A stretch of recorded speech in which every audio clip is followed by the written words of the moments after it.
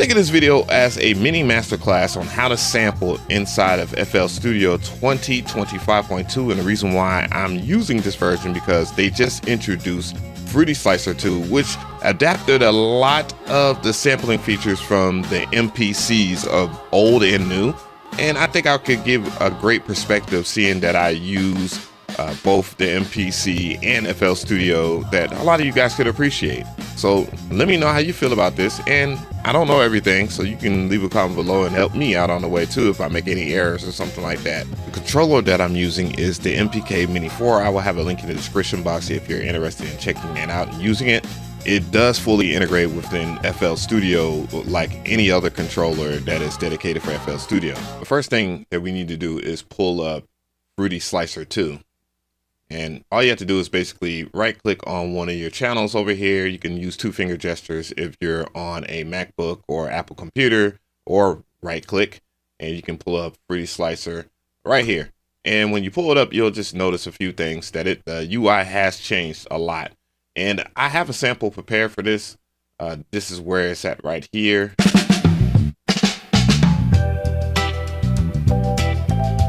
And we already talked about AI and all that other stuff, but I think that AI is fine here. It will stop me from getting a copyright claim. Alternatively, if you don't want to pull up in the channel and you just simply want to pick out your sample, you can right click on it like anything else, and you can pull up the actual audio file inside of Fruity Slicer 2. It will load up into a channel.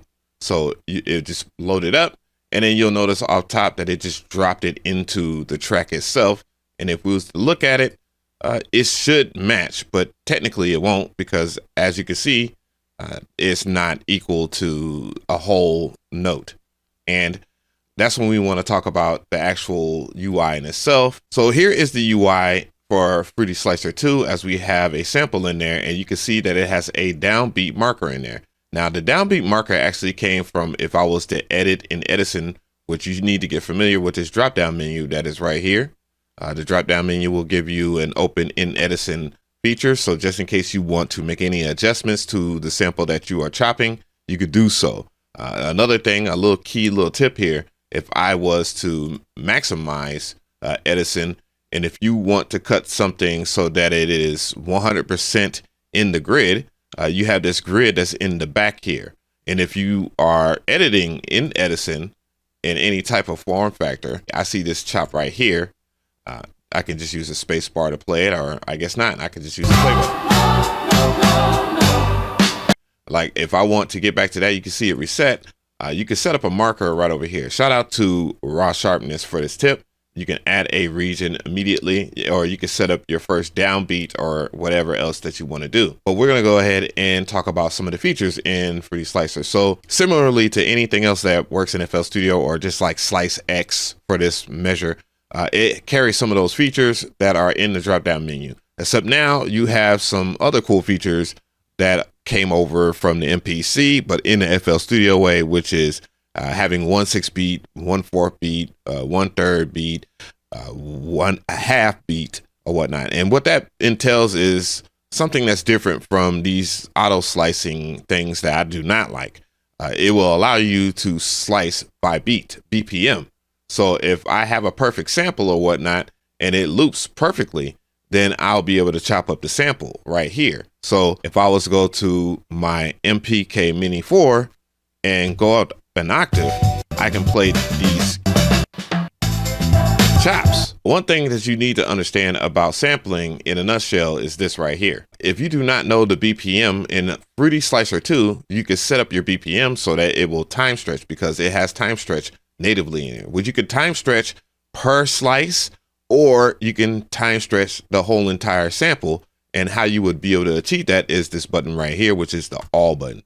So you see that everything just became highlighted. And now if I use any of these parameters, it will be affected by it. Like for an example here, if I wanted to time stretch the whole entire thing, I could time stretch the whole entire thing, and it will correlate with the BPM.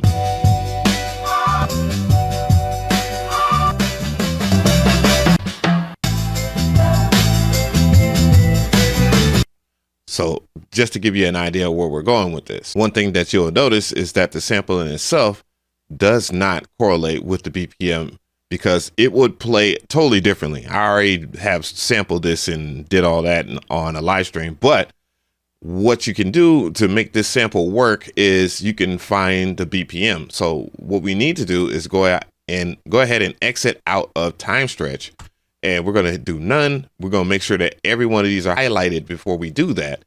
And what we could do is play it on here.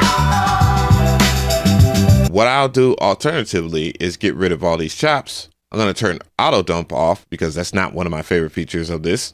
And so we don't get it to dump over every single time that we do an adjustment inside of 3D Slicer, because that's what will happen, and it will get rid of your chops. What we want to do is simply get rid of our chops that we have presented. So no slicing, and it will have no slices, and you can still play it from the beginning.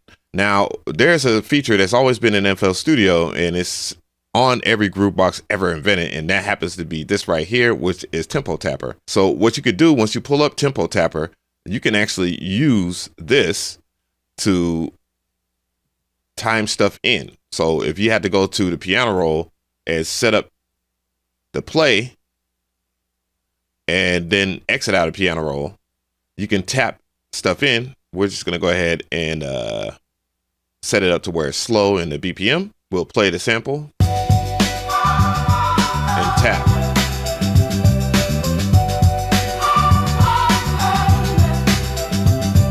You got a guesstimation of 102, so you can set up that sample so that it works.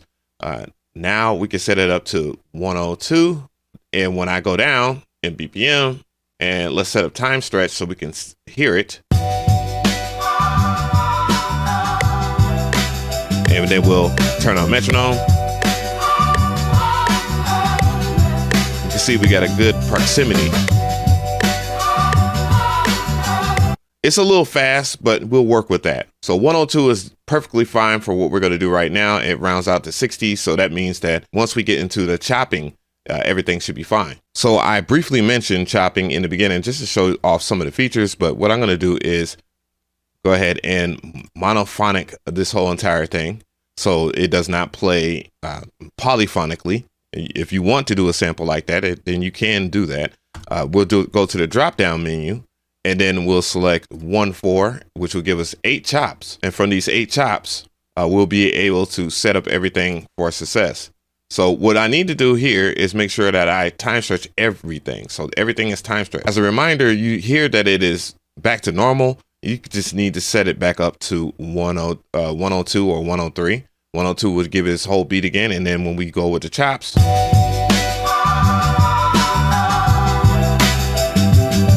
it should be fine. We want to adjust these chops. So how would I adjust these chops here? Well, since I see that I'm not going to use this aspect of it, I'm going to move up the chop. And this is where I want to show you where you can mouse scroll and it will affect everything that's on the screen here. So if I mouse scroll on my mouse, you might have to use 2-finger gestures up and down to do that if you don't have a mouse, but your FL heads, you already know you use a mouse. We made that adjustment. We'll adjust chop number 6.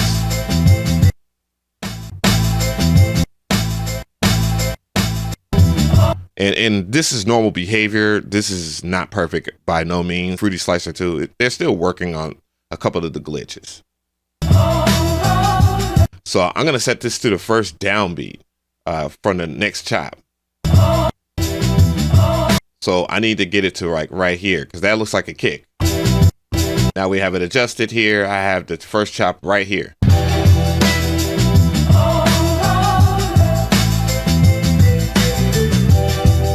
I like that chop right there, but what I want to do is bring up chop number 7. So I'm going to highlight 7, and then I'm going to move 8 over. Now, one thing I want to do is a good area of practice. If you don't know what you're chopping and you don't know how to make it perfectly land, you need to count the bars. 1, 2, 3, 4, 2, 2, 3, 4, 3, 2, 3, 4, 4. And etc. Of course, I need more for that chop to work, but I'm only going to use certain aspects of this chop. And don't get it twisted. You will make some minor adjustments as you go. It won't be perfect until it's perfect. So after moving the chops over, it sounds like this so far.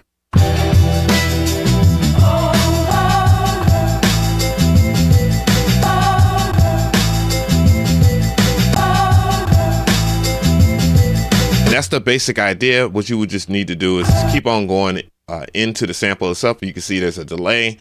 So I'm going to go ahead and scroll wheel in and then move over the marker.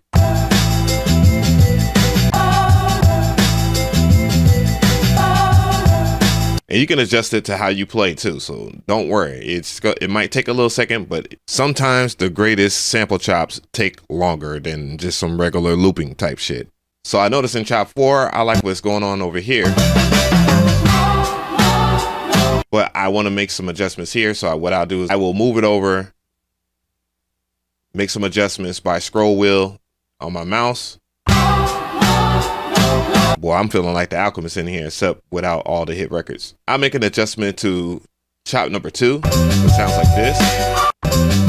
I'm gonna go ahead and move it over a little bit. Make sure, again, when you are working on your chops, that you're down here.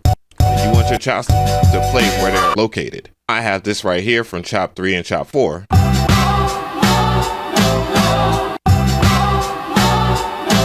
And I'm gonna figure out a way to incorporate that in this chop. I have all my chops the way I want. And what I wanted to do, and this is what I did, is I selected all. Make sure you select all. It will say selection, and all that other stuff. And then you can do minor adjustments to all the chops now. But one of the main things that I want to do is make it so it's more like the MPC in the regards of hold. So if you turn hold on, that means that it will hold and play through the sample regardless. So if I was to hit the keys, see my hands are free.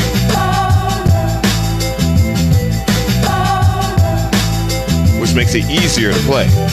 Before we lay it down, there is still some features that I want to talk about.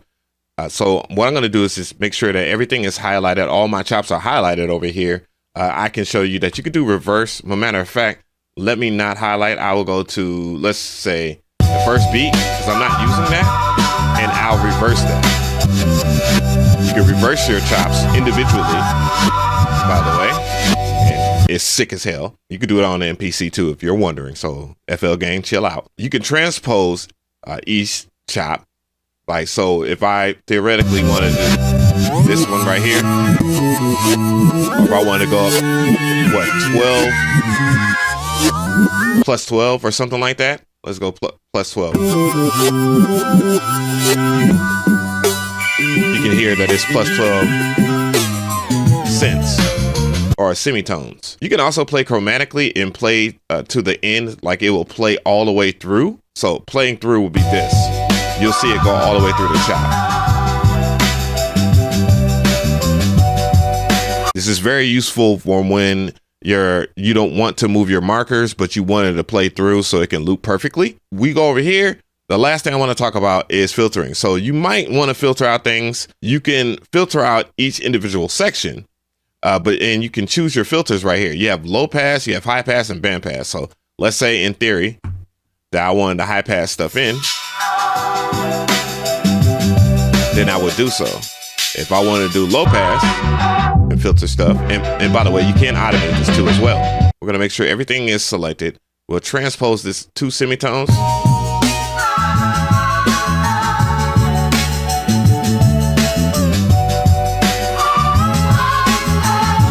I don't know. I might not transpose it, but like 1 semitone or something like that.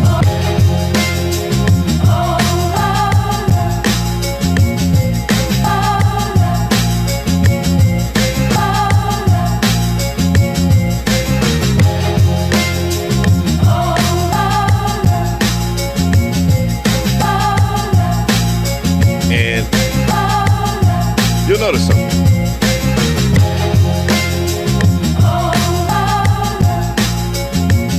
So you'll hear a couple of things within this chop, even though we have the chops up, and I could do 8 bars, yeah. But what we want to do is just go back to the chops. You can revisit your chops and adjust in real time. Look at this sample. And by the way, you can maximize. Maximizing it will make it look like this, so it's easier to get your chops together. We can see right about in here that we're not on the 0 point. And then 2, 3, 4.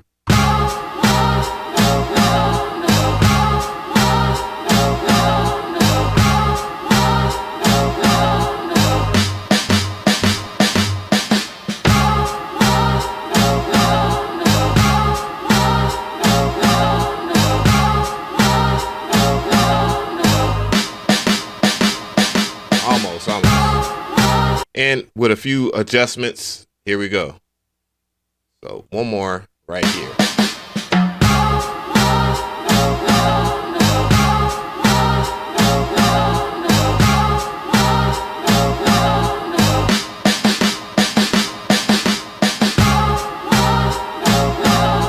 Let's go in here. I'm going to add a channel.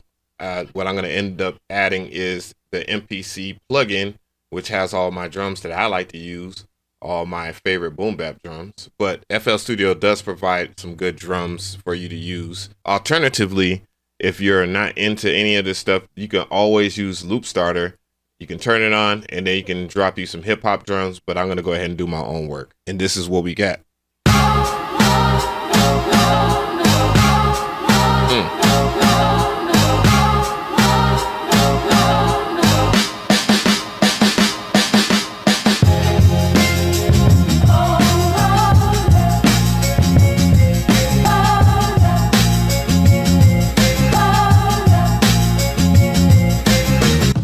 Overall, I do like the new Fruity Slicer 2. There's a lot good that I like about it. There's some things quirks that I don't like, and it's not necessarily workflow related. I would say everything that they have added is great. There are a few glitches. Of course, when you edit stuff in Edison and then you bring it back in and then you try to chop stuff up, the sample will drop out of the sampler. And that is kind of weird. Maybe perhaps that's not on purpose. I don't think that's on purpose. Maybe an oversight in that sense.